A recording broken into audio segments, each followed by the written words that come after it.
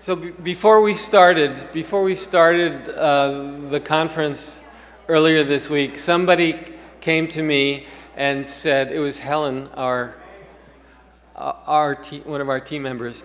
She said, you know, a conference like this is going to be like a wedding.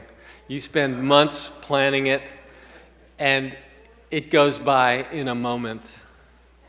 And here we are. It went by in a moment, but what a moment it was.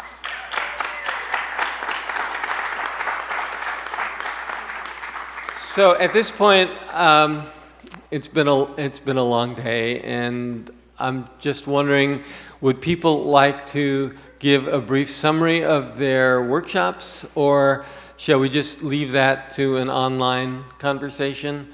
What are your thoughts? Anything? Online, okay. I'm going to send out an invitation to the entire attendee list to join the email group that we talked about before, Soil Age, and let's move all the conversation to our Soil Age list with ideas of what to do next, and the scientists will chime in, and Tom will tell us that he did it in 1973, and we'll have a jolly good time. So Seth has an announcement, and then we'll bid a fond farewell. Seth?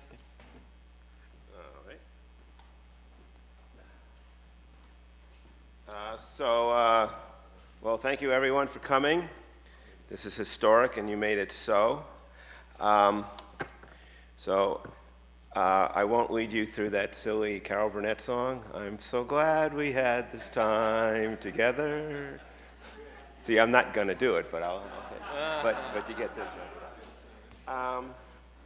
right. So tomorrow night, we're having our first official fundraiser. And this will be a fundraiser for both the sponsoring organization, Biodiversity for a Livable Climate, and also for the Africa Center for Holistic Management, which is where Precious Puri works. And there, you see it up there. So that's tomorrow night at the University Lutheran Church on Winthrop Street in Harvard Square. It's basically right down from Pinocchio's. People are familiar with Harvard Square. 6 is like refreshments, and then 7 to 9 is the actual program.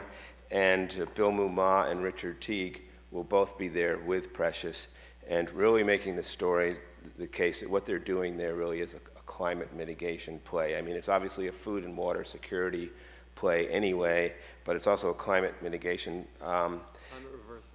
climate reversal, excuse me. And anyway, I have these flyers here, so I'll just pass these out to you for tomorrow night. And I mean, it's called an event fundraiser. It's free, but we are trying to raise money, and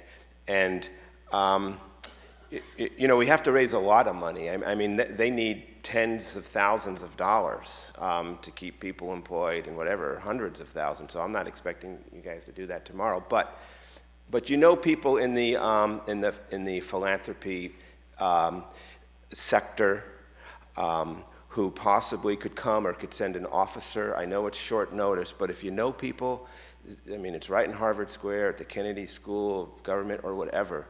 See if we can get those people to come to this event tomorrow night. It's really important. We have to start to get some real dollars moving in this direction.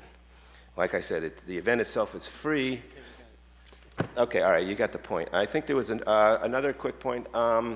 So all the videos from this event will be online, and probably most of the PowerPoint presentations will be in a Dropbox. No, they'll all be online. They'll all be, okay. So anyway, you'll get an email with all that information. People have been asking about that, and we may do like a Survey Monkey thing as well. So that's it. Otherwise, thank you very much. Yeah.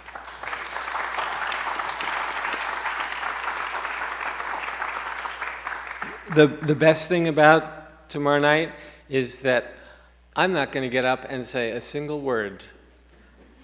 But Tom has a couple of things he would like to say, and I'll let Tom close it. And a big hug, and thank you all so much.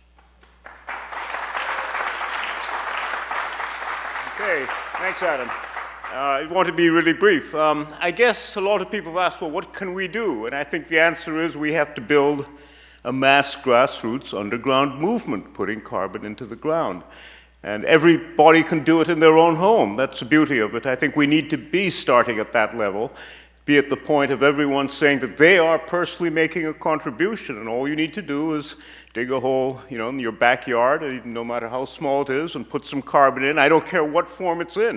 If you can't get biochar, use compost. If you can't get compost, use something else, dog poop off the sidewalks or something. And put in some seeds and start growing a tree. So you're putting carbon in the ground and pulling it out of the air and at the same time.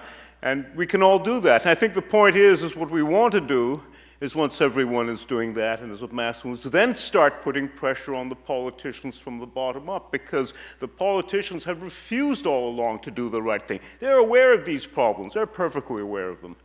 But they've chosen to pretend ignorance and to avoid action and, pretend it's very confusing and so forth. So we need to put pressure on the bottom up. Now, December 6th is World Soil Day.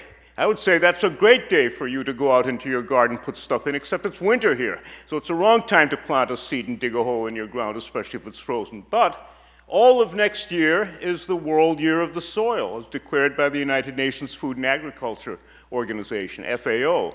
So you have all year. So you can start in the spring, document how much carbon you put in the ground, and take a photograph of yourself at the end of the year next to your tree, so you have some record of how much you put in. And then, and this is the important point, contact your elected officials and demand your carbon credits from them. That's how we build a mass movement.